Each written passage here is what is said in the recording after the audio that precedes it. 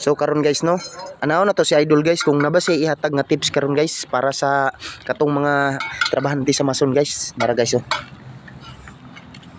Idol. Oy, Dol. Lagon sa ka Idol. Tips na to sa atong mga ka-idol dia, nga katong bago pa nga magtuntuon. So, tips mga ka-idol ha. Magpinising nga na mo og aligi mga ka-idol. So, una sa mumuwasak mga ka-idol ha. So, ingani ra mga ka-idol pag wasak ko.